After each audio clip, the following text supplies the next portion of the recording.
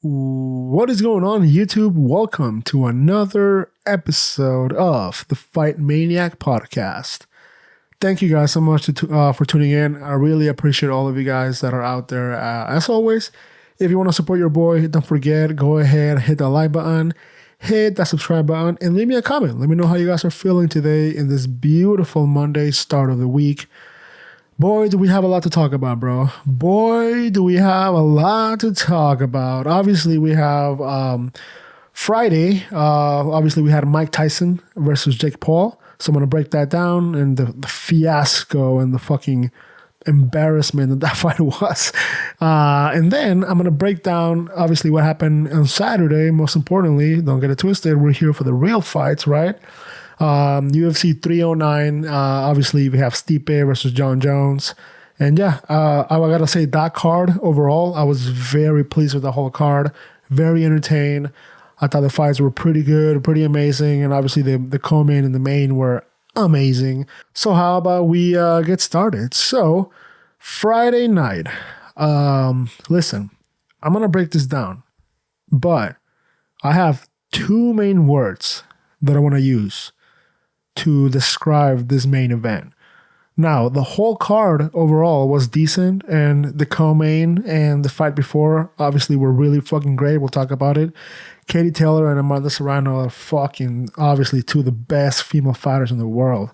So that was an amazing fight, similar to the first one. The first one I will say was better, obviously, but this one was great too, and the controversial decision, so we'll talk about it. And the fight before also was pretty good. It was Barrios versus, I forget the other guy's name, Barrios versus Ramos. So yeah, we'll talk about that for sure. But two words I have to describe this fight. Number one, embarrassing. Jake Paul, Mike Tyson, anybody involved with this fight, Netflix even, everybody should be embarrassed, bro. I mean, this was not entertaining to watch at all. And listen, I'm not hating. I sat here last week and I told you guys, by the way, my prediction was kind of right, but I'll talk about it. But I sat here last week and I told you guys how I actually find Jake Paul's fights very entertaining, right? And if you go back and look at his fight against Nate Diaz, fucking Anderson Silva, Tyron Woodley, like those have been decent fights. Are they the best stylistically and skill-wise?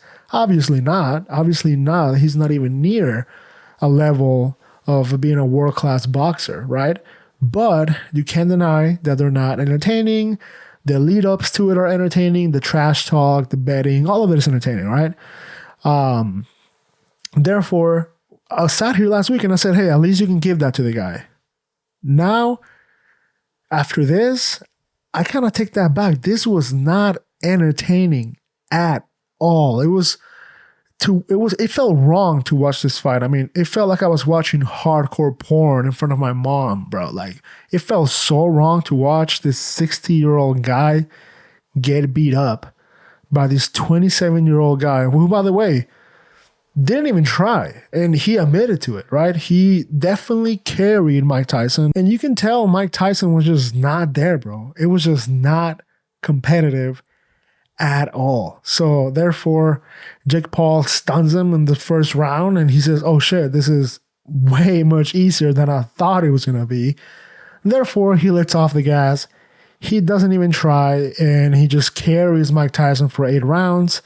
And then they spend 10 seconds of the last fucking round doing absolutely nothing. So, yeah, I was upset. And if this fight would have been a fucking pay-per-view, people would have been furious. People would have been asking for their money back, bro. This was horrendous. I mean, even Mike Tyson was walking to the ring and tripped and almost fell. He's old, bro. He's a 60-year-old dude. And then Jake Paul, listen. That's the first one. That's embarrassing, right? The second word to describe this fight is delusional. Embarrassing and delusional. That's what this fight was. Delusional because Jake Paul has the audacity, and also his stupid ass manager, what the fuck is his name? Nikita? Yeah, Nakisa. He gets on the mic. Both of them get on the mic in the press conference after. And Jake Paul says how, oh, I saw that Mike Tyson's age was starting to show. Really, motherfucker? Are you fucking kidding me? What'd you expect?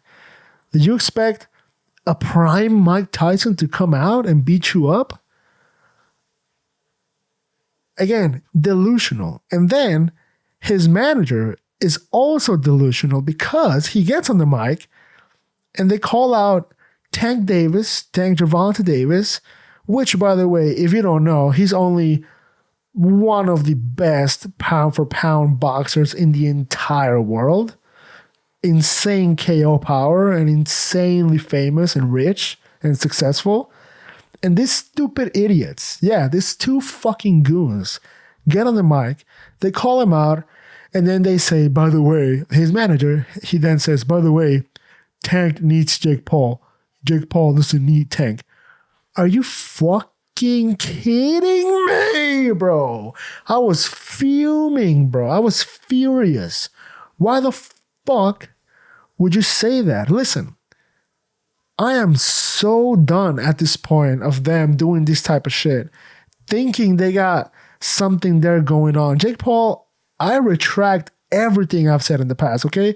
I gave Jake Paul the benefit of the doubt. I've gave him props in the past, and I've said, hey, give the guy a chance. He's definitely going to fight somebody ranked here pretty soon and have some title aspirations. No, he doesn't want that. Now that is 100% clear, he doesn't want to be champion, bro. And by the way, how about you call someone else, again, your own weight class? Because Tank, last time I checked, was like 70 pounds lighter than you, brother. What the fuck? Why are you now calling Tank someone outside of your weight class? Why don't you call out someone that's not retired, that's your age, and that has a similar record like yours? Why? Huh? And oh, by the way, in your weight class too, not somebody 70 pounds lighter. Why? I don't get it, and I really don't understand. And I gotta say, man, Jake Paul lost a fan. I was a fan, okay? I was critical at first, obviously, when he was going those first early fights with Ben Askren and Tyron Woodley. I was critical. And then I started liking the guy and saying, okay, he's entertaining. He's actually a decent boxer. You know, I'm intrigued to see where this happens. But now after this, I'm out. I'm off the Jake Paul train. I am never, I'll tune in, but I'm never paying for anything that involves him or his manager. It's just embarrassing. Again, those two words are the only two words I can think of to describe this fight. Embarrassing and delusional. These guys are delusional. Now, don't get me wrong, they definitely broke a record for viewership, right? But that's just because of Netflix and because Mike Tyson. Don't get it twisted. Mike Tyson was the A side on this. And he definitely drew most of the viewership, and he was definitely the leverage with Netflix, right? Because you can tell, I talked about this last week, when he got injured, Jake Paul was still trying to have the fight with somebody else, and Netflix said, nope, we're not interested. We don't want to see you versus Mike Perry. We don't want to see you versus your brother, because those were the two opponents he called out. I believe he had one more, I don't remember, but Netflix said no. Netflix said nope. We want Mike Tyson. That's the whole reason why we're doing this, right? To engage that demographic that's a little bit older, that knows Mike Tyson, that have Netflix, right? Because most younger people are on YouTube or on TikTok, and they're trying to hit that demographic, and they did it. Fucking, I heard somewhere around the neighborhood of 80 million views, which is insane. I mean, it's fucking wild. But I'm glad this was not a pay-per-view. It was basically for free. Everybody has Netflix, so it was basically for free. Therefore, it's okay that it was horrendous, and it's okay that we got two amazing fights before, so I'm excited for that. But the main event was absolutely horrendous, and it was fucking disgusting to watch, bro. Again, it felt wrong to watch. It felt super wrong, and I don't know what else to say about it. It really is. And then stupid ass Logan Paul gets on the mic and says, Mike, I'll kill you. Brother, you have like no wins in boxing. You're doing WWE. What are you talking about? If anything, Jake Paul is 10 times better than Logan Paul at boxing. Bro, these guys are delusional, bro. Delusional, dude. Absolutely delusional. If you count Logan Paul's win against Dylan Dennis, that's fucking retarded. I can go right now, beat up a 4-year-old and say I have a boxing record, and that's the case, because that is absolutely delusional, bro. All those guys are fucking delusional, bro. And it just makes you wonder what type of fucking people this society fucking praises and makes famous and fucking gives them billions of dollars, right? Like, this is so fucking dumb. And it infuriates me that these guys are either extremely delusional and stupid or are just fucking straight up making shit up, or they know what they're doing and they're trying to piss people off, which is working. But I don't think so, bro. It seems legit. It seems 100% legit that they do that. Like the Logan Paul shit, that was not scripted. Logan Paul did not go to Mike Tyson and said, "Oh, call me out after the fight." I mean, maybe, who knows? But that seemed pretty out of the moment, right? And then you have him saying, "I'll kill you, Mike." Oh my God, bro. Fucking delusional. And yes, excuse me. I love Mike Tyson. He's a living legend. But he had no business being in the gym and the ring. Neither in the gym. I mean, work out and get healthy, that's for sure. But he had no business being in the ring. He looked absolutely horrible. Horrible. He threw one good punch the entire fight. And I don't know. It was just so bad to watch, bro. It was so bad to watch. I was watching like this. I was embarrassed for them, bro. I had my girlfriend watching with me, and I was like, I'm sorry. This is actually horrendous. I'd rather turn on hardcore porn right now so that we could both watch it together and hold hands. Holy shit, that was terrible, bro. Oh my God. Okay, I'm going to stop ranting. Katie Taylor versus Amanda Serrano was really damn good fight, obviously. I don't know. I had Katie Taylor as a favorite going into this one. I favored her. She definitely had a lot of success on the fight and landing really nice combos. Her combos were fucking insane. He would throw like 5 punch combinations, and Amanda, I think, had more of the power punches. So as far as who won the fight, at the moment I was a little biased, and I kind of said that maybe it was okay that Katie Taylor won the fight.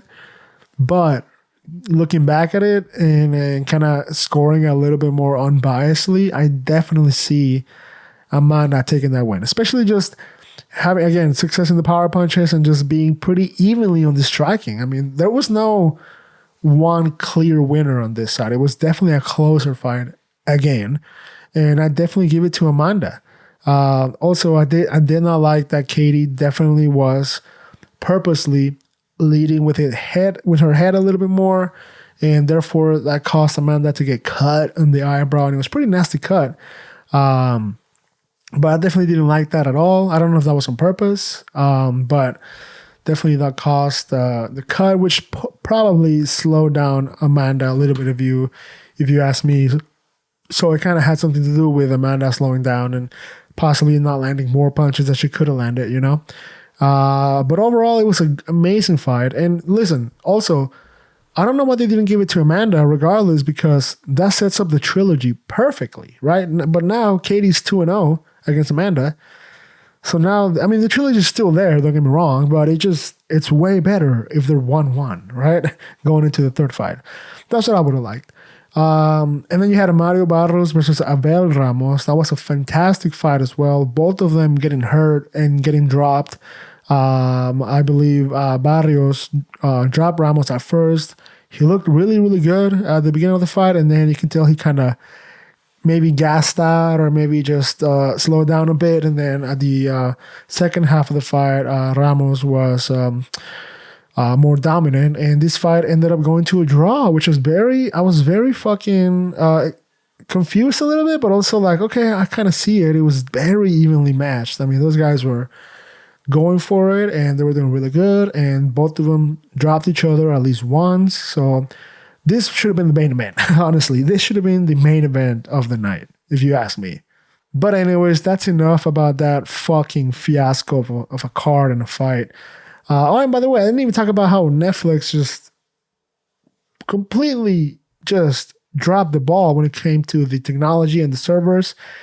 The production was terrible too. I didn't like the people they had commentating. I didn't like the in-between fights. It was taking way too long. People were talking way too fucking much. If you ask me, Ariel Helwani should have been commentating the fight. And yeah, I just didn't like the production. I also didn't really fucking like, obviously, that nobody could damn near watch the fight. It took so much buffering, so much freezing. The fight for 80% of the entire card, it was at fucking 480p resolution. Like, it was unwatchable. It was unwatchable, and it was a bad product at the main event. So that right there is recipe for disaster. However, Jake Paul and his stupid ass manager, they're all gonna claim victory, claim the win because of the viewership, right? Look, bro, that viewership was built in. Like, imagine you give every single YouTube member a free fight like that. Obviously, it's gonna have millions and millions of views, right? But it was just terrible. It was horrible, and they should learn from their mistakes. Hopefully, one of them wakes the fuck up and realizes that this was a terrible decision. It was a lose-lose for Jake Paul. He didn't gain anything from this other than a vast amount of money, obviously. And that's the whole thing. And that's kind of what brings me down and say, okay, well, this is what they're doing, right? They don't care about the record. They don't care about if Mike Tyson is any good or not. They don't give a fuck about that. All they care about is getting paid and making money. And they're greedy and they're selfish. And they're fucking delusional. And they should be embarrassed. And those are my 2 words to describe the main event. But enough of that nonsense, man. Let's talk about the real fights of the weekend. Obviously, Saturday night, you had UFC 309 being headlined by Jon Jones and Stipe Miocic over there in New York at MSG. And yeah, I'm going to start with the main event, man. So obviously, Jon Jones took home the dub, extending his record as undefeated champ.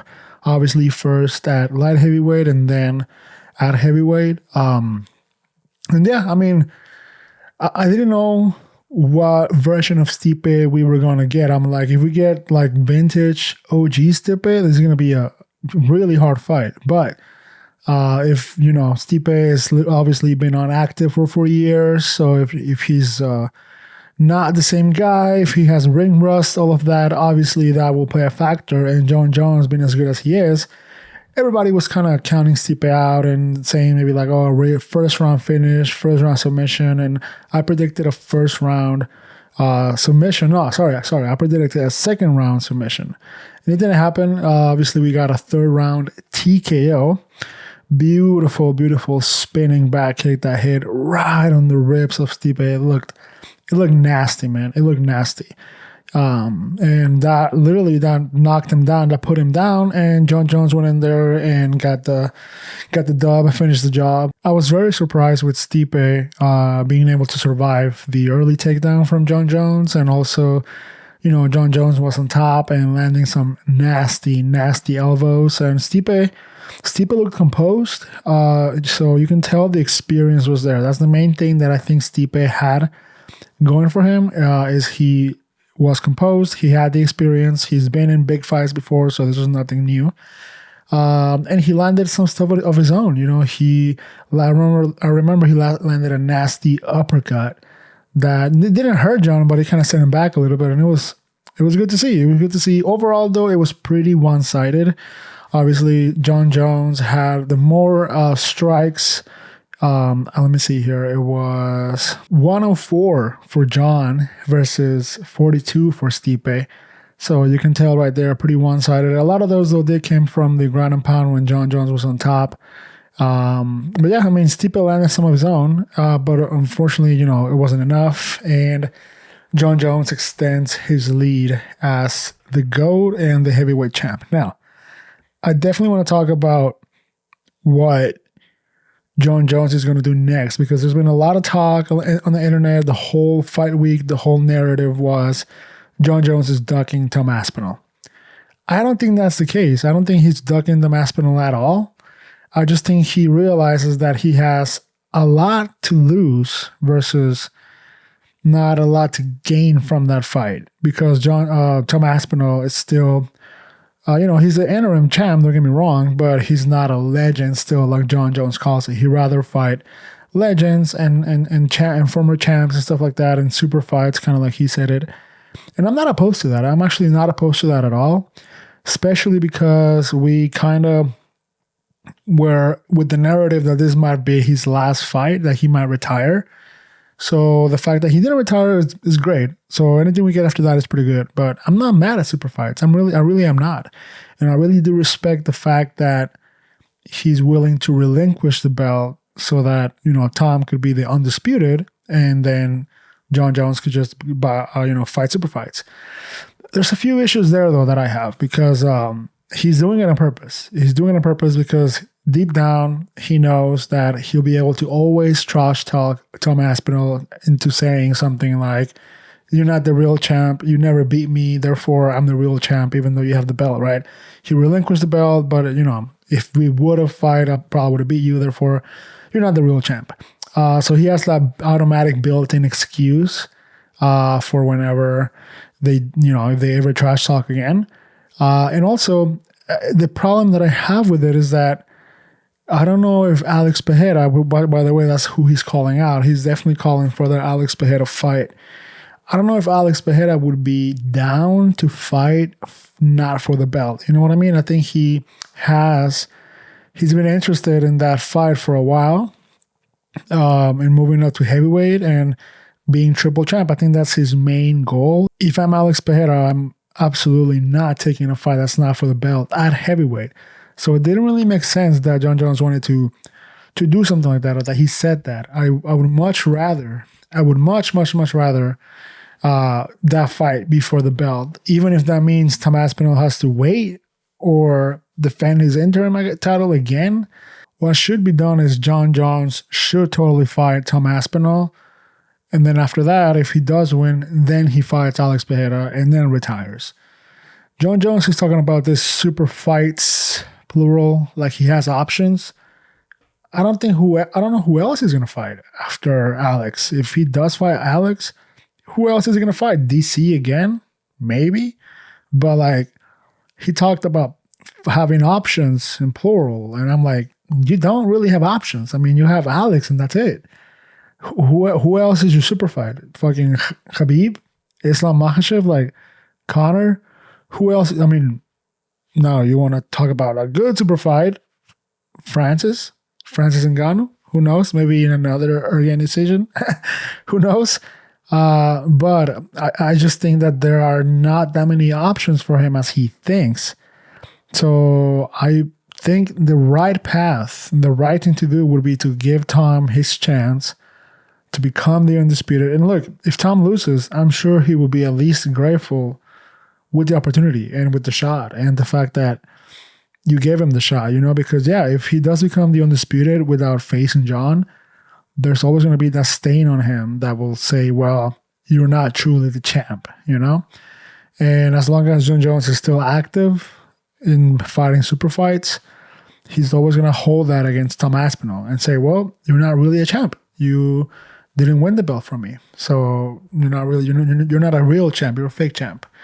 So I can see why he's doing it. He's doing it to play games. But in all fairness, Tom Aspinall absolutely deserves that fight. I'm not mad at Alex Pereira jumping the queue, though, and getting that fight against Jon Jones. I mean, who wouldn't like that fight? Who wouldn't? I don't know what people act like ducking Tom Aspinall was such a bad thing. Who wouldn't want to see Jon Jones versus Alex Pereira? That's an amazing fight. And that's an amazing fight, and they're pretty similar in weight and height and age and everything. They're pretty similarly matched up. Now, I also think that Jon Jones picked that fight because he could potentially take Alex Pereira in the first round and submit him. I really do think that. I think he's being strategic about who he chooses. He realizes that Tom Aspinall is a heavier dude and a good striker. And don't get me wrong, Pereira is an amazing striker, but John Jones could totally shoot that takedown in the first round. And Alex, having no jiu-jitsu experience or no grappling experience, he could definitely get submitted in the very, very first round. So I see why he could take that fight, right? And I get why John Jones wants that fight. I just don't get why doing it not for a belt. It makes no sense. It really makes no sense. And I don't think Alex would go for that. If he does, listen, great. And it'll be a huge payday. But now we also all know what Dana White wants. Dana White absolutely wants the Tom Aspinall and John Jones fight. So usually we tend to get what Dana White wants. So I guess we'll have to wait and see. You know, I was watching the press conference and I was wondering, like, somebody should just ask him straight up. Why are none of these fucking idiot reporters asking him straight up? They're all starstruck. They're all asking stupid ass questions that are clickbaity. Why don't just be like, hey, John Jones, what would it take? What's your purse that you want? What's the location that you want? What are the, you know, where do you want this to be? Like, what would it take for Dana White to say, okay, now you're booked to fight Tom Aspinall? Because even he said it like, you know, okay, I got to talk to Dana and I got to talk to Hunter. And look, I get that. That's great. But somebody should just ask him straight up, what is that thing that you want? Obviously, it's just money, right? So why are we circling around? Why are you making it more mysterious and more deep than it has to be? Just say you want to be compensated and that's it. And don't get me wrong. I think he might have even hinted to this, but if the number's right, he'll fight whoever the fuck Dana White wants him to fight, okay? And we obviously saw Stipe retiring, so shout out to my dude, man. What an amazing career he had. The best heavyweight of all time, the most accomplished heavyweight of all time. Unfortunately, not going out with a bang, you know, but it is what it is. You go out with having a good performance and giving the fans a great fight against, you know, the GOATs and probably one of the biggest fights in heavyweight ever. So I'm excited that he went out in a big stage, but unfortunately didn't go out with the bang. But hey, we take what we can get. You know what I mean? So yeah, as far as what's next for John Jones, yeah, I mean, he only has those two options, really. It's either Tom Aspinall for the Undisputed or Alex Pereira, hopefully for the Undisputed, or either a super fight and then Tom Aspinall just becomes the Undisputed, that he automatically upgrades to being the Undisputed champ, or maybe he has another fight. Maybe Tom Aspinall fights somebody else for the Undisputed. But who else, though? I mean, he already beat Curtis Blades, who was the #1 contender. So it's tough. It's tough to say. That's why John Jones kind of stepping out kind of leaves the whole division in a kind of like a blank gray area, you know? So I guess we'll have to wait and see what happens. But overall, man, I mean, John Jones looked pretty fucking good at heavyweight. Another thing I said last week was that when he was a light heavyweight, you know, he was obviously a smaller dude, skinnier. So he had speed. He had a lot of nice movement, nice footwork, and slick kind of things that when you're heavier, you can't really do. And the question was, how is that going to translate to heavyweight? And we didn't learn anything when he fought Cyril Gahn because he submitted him in one round. So we were wondering, how is he going to translate to heavyweight? Phenomenally. He looked like vintage John Jones. He looked like the John Jones that fought all those legends, Lyoto Machida, Shogun Rua, fucking DC, Gustafsson. He looked like vintage light heavyweight John Jones. He looked fantastic, and obviously still throwing nice, slick, flashy punches and kicks and getting finishes with it. That's the main thing, getting finishes with those things. That's always been John Jones' style, and I'm here for it. So whatever he decides to do next, man, I support him and I wish him the best. So shout out. Next up, we had what was fight of the night, by all means deserving. Charles do Bronx Oliveira versus Michael Chandler.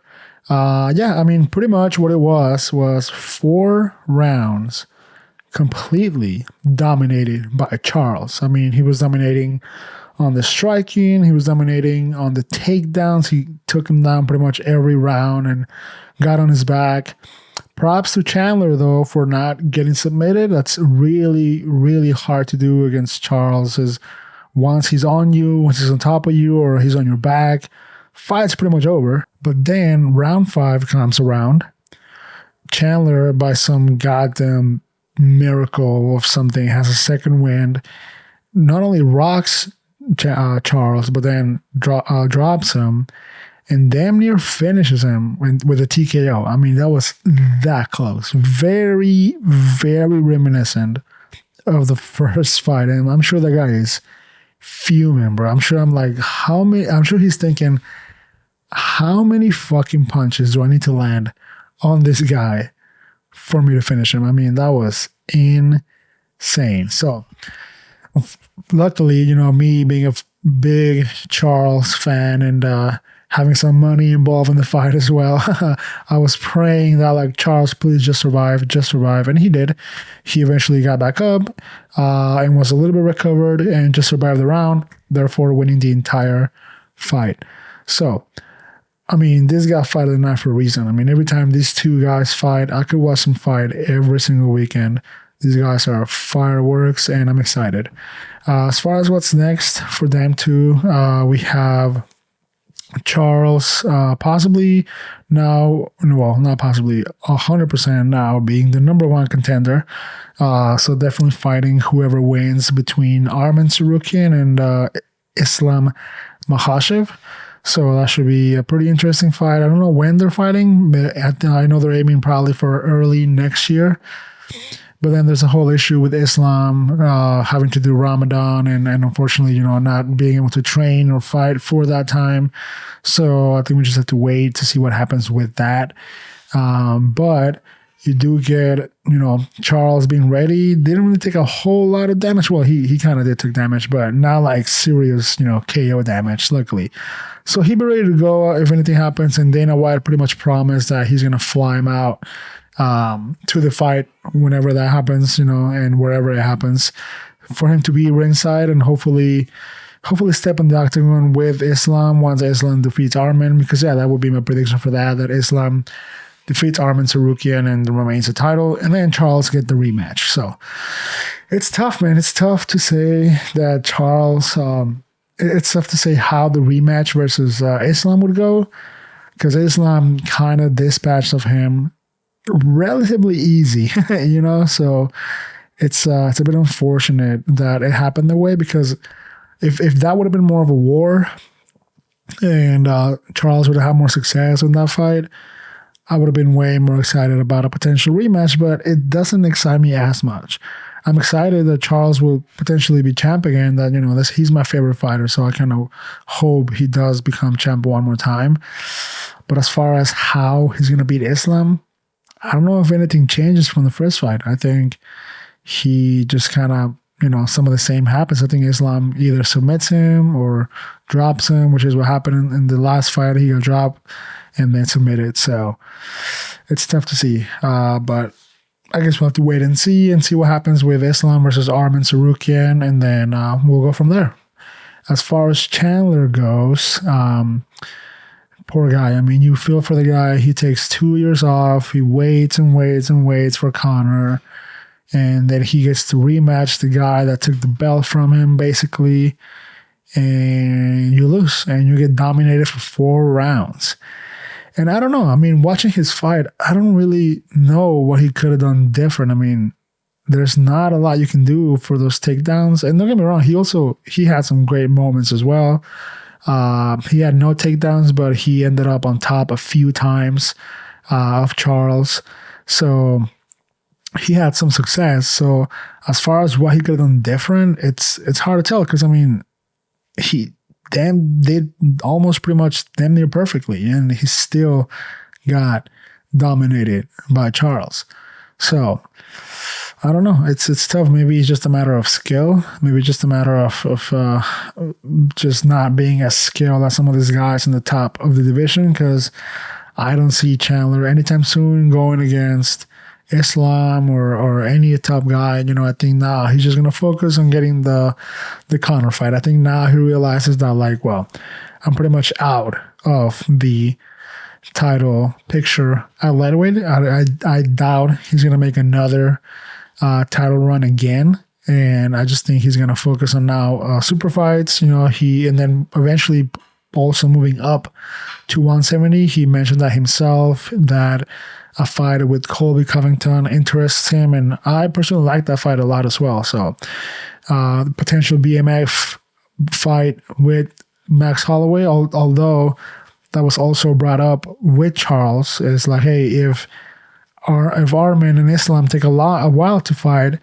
do you want to fight earlier in the year for the BMF, right? And obviously, I think Charles will be more deserving of that than Chandler. But I think Charles might want to just hold on and wait for the belt, because I think that's what he is after the belt. So the BMF, whatever, that can probably be fought by Chandler and Max, and I'm excited for that. That would be a great fight. But I would rather see Charles there for sure.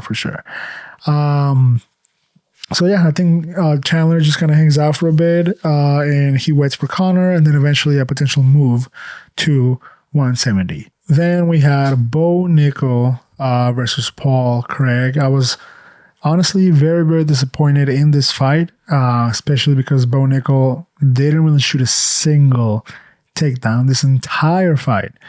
And I think he maybe respected Paul Craig's jiu-jitsu a bit too much.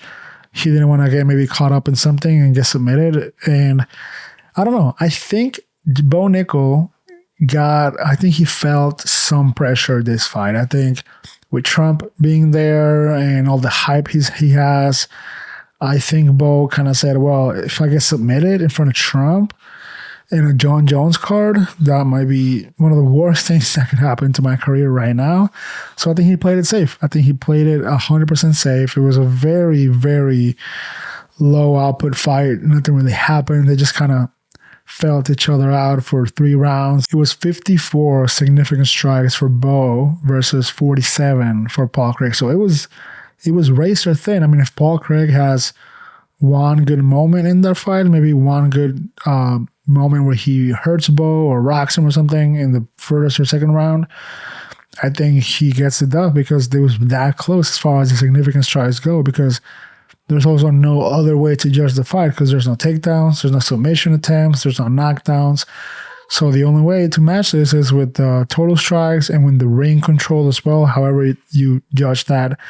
But yeah, I mean, if you go just based on the strikes, it was razor thin. They were separated by like 6 strikes. So if Paul Craig has just one moment where he lands a little combo and it's big and he hits a pop, I think he might snatch that dub from Bo Nickel, which is crazy because he was a plus 700 underdog, which is insane. So, and then I gotta say, I didn't like that much that Bo Nickel gets on the mic and he says he dominated Paul Craig for 3 rounds.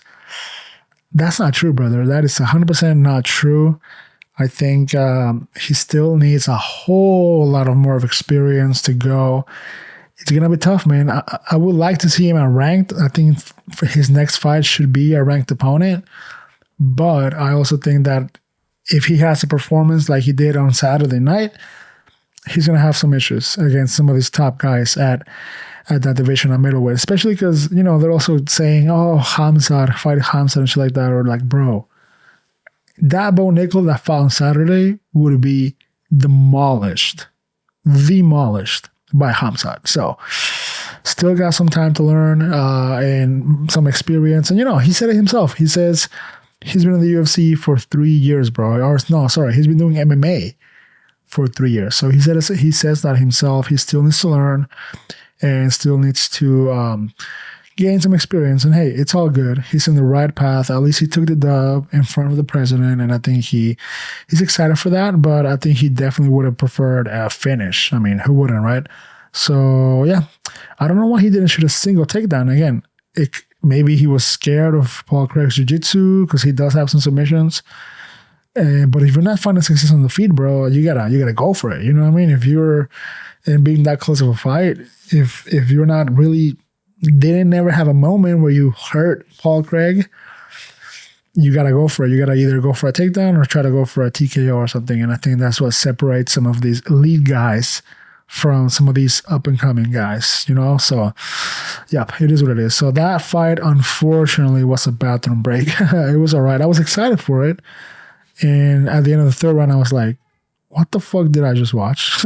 So shout out to Bodo. Wish him the best in the next endeavor and his next fight that he gets. Hopefully he gets a ranked opponent. Unfortunately, the Chris Weidman fight got canceled due to Eric Anders having some medical issues. They didn't really say exactly what it was, but just John Anik broke the news, and he said that he just has some medical issues, so that fight was off. And yeah, I feel bad because, I mean, Chris Weidman, you know, went through camp, made weight, and it must be tough, you know, coming back from that injury and shit like that. And I'm sure he wants to get back in the ring. So unfortunate that the fight did not take place, but I hope that he's able to maybe get a spot on the next card or something. And yeah, I think that'll be good for him. But yeah, shout out to him. I was looking forward to that fight. Jim Miller, by the way, coming out with the first round submission, dude. That was insane.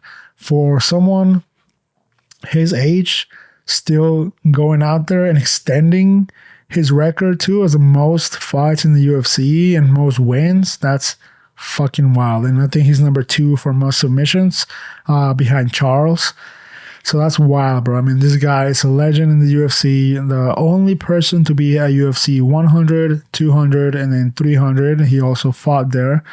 And now at 309, he gets his dub that he really needed because, you know, when you be fighting for that long and you're a little bit older, your career kind of, you know, you take some losses, you take some wins, but some losses too. So definitely is back. It's great to see him back in the win column, and I'm excited for him. And I can't wait to see what he does next. Another fight I was very, very excited about was David Onama versus Roberto Romero. Wow, that was a really good fight. And I think I heard that Roberto was a late notice fight, and also this was his first UFC fight. It was UFC debuted. And wow, that fight was really, really good. You can kind of tell that Roberto maybe gassed a little bit towards the end, and David Onama kept the pressure on. And yeah, overall, I thought it was a really, really good fight. I'm excited for Onama. He's a guy that looks really, really fucking dominant, and he could definitely do something in that division, and I'm excited for that. But lightweight is tough, bro. It's a tough division to be in, and unfortunately, you know, it's one of the most stacked ones, and you got some of the biggest fucking names in there. So hopefully he keeps growing and gets to fight some contenders here pretty soon. So yep, I'm excited for that. So that is it for UFC 309. I enjoyed it. It was a great card. I had fun. It was entertaining. I had some drinks. I made some money. I made $30 with Charles, by the way. And yeah, I'm excited for what's going to happen next with John Jones and with Charles. I can't wait to see. Now, we're going to talk about, just real quick, about a few announcements for UFC 310. So obviously, 2 3 weeks ago, we learned that Belal was out due to an injury, and he was supposed to fight Shavkat Rakhmonov. Well, that wasn't happening anymore, and we were still waiting because they hadn't made any official announcements soon until this past weekend, before the card, before UFC 309. They broke down that Shavkat Rakhmonov will be fighting Ian Machado Gary, which I think is pretty whack. The fact that Shavkat was fighting for the belt, the champ gets injured, and now this is not an interim fight. So it should be an interim fight, in my opinion, because Belal is injured. We don't know how long he's out for. I know he said he might need surgery. And then after surgery, you also have Ramadan early next year. So, like, he's out for at least 6 months, you know? So interim would be definitely the way to go. I think Dana is going to realize that come Ramadan time, that he probably won't be able to book Belal for early next year. So maybe he's at that position where, like, oh, fuck, I probably should have made this a interim fight. Well, you know, who knows? They think of everything. So I wouldn't be surprised if they just kind of thought this shit through. Or maybe Belal will be back sooner than we think. But doesn't matter, because Shavkat and Ian are fighting in December. Let's say they both take some damage. They're out for at least a couple of months before, you know, they can go back to training and back to a camp. Or Shavkat could completely steamroll past Ian, which I think is going to happen. And therefore then maybe have a quick turnaround time and fight Bilal, you know? Who knows? We'll see what happens with that. But yeah, I personally, I don't love Ian Machado Gary as a contender. Yes, I know. I just think he's a little bit too cocky, and he's really not that great for how cocky he is. You know, he's Conor McGregor level cocky, but he's not at Conor McGregor level skill-wise, you know? He talks all this shit. He talked all that shit against MVP, and he damn near lost that fight. It was a very close fight. I had MVP winning the fight, but it was a really close fight. He couldn't finish him. He looked slower than MVP, even though MVP is way older than him. So just talking a bunch of shit and not really proving it in the octagon. So I can already see what Shavkat is going to do to this guy, man. I'm hoping, and I don't wish bad upon anybody, but I'm hoping Shavkat steamrolls through him, takes him down, and submits him in the first round. I think that would be a great way to kind of humble Ian Machado Gary a little bit. I think that's what he needs. He needs some humbling, okay? But hey, I don't wish anything bad, and I wish him nothing but the best. So then we have a new main event, which I wasn't too excited about, but it was originally the co-main event. It's just Pantoja defending his belt against making his UFC debut, Kai Asakura, coming over from Ryzen, was the Ryzen champion, two-time champion. And look, I hear this guy is a killer, and he's coming off of 2 KO wins back-to-back, and looking at his record, I unfortunately haven't seen him fight ever, so I'm just kind of taking a peep through his record, and he has a pretty impressive record, 21-4 Japanese, and a bunch of KOs, bro. This guy is definitely a finisher when it comes to being KOs. And then a lot of decisions too, just one submission a while ago. Wow, his last submission was 2016. So not really a grappler, definitely more of a striker.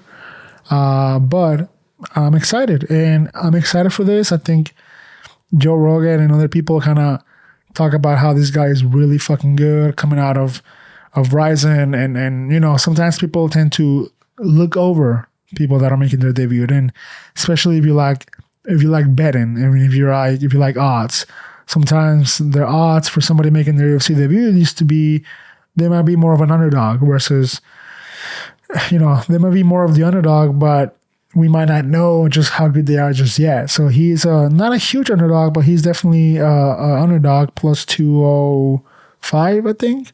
Yeah, plus 205. So I wouldn't mind putting some money on this guy, you know. I wouldn't mind seeing somebody becoming a UFC champ on their UFC debut. I think that would be crazy, and I think that we can make some money if we put Kai maybe by KO or something like that, or by decision. By the way, Charles by decision was plus 1,200, and I hit that shit, bro. I only put a little bit of money in there. I didn't put that much. I only put I think it was honestly, I'm not even going to cap. It wasn't a lot of money. It was however money I had left over in my DraftKings account, which was $7, I think. So I think I made $30 or $40 out of that, which is not bad. So that's that. That's, glad for that. And then I lost it all the next day on the Chiefs. Motherfucker. Anyways, that will be all for today, guys. Thank you so much. As always, feel free to subscribe, hit the like, hit the comment. Leave me a comment and let me know if you agree with anything I've said today, bro. If I'm just here yapping and you think I'm stupid, please let me know. But I would like to know. And I'll catch you guys on the next one. And I hope that you have a fantastic rest of your day. Peace.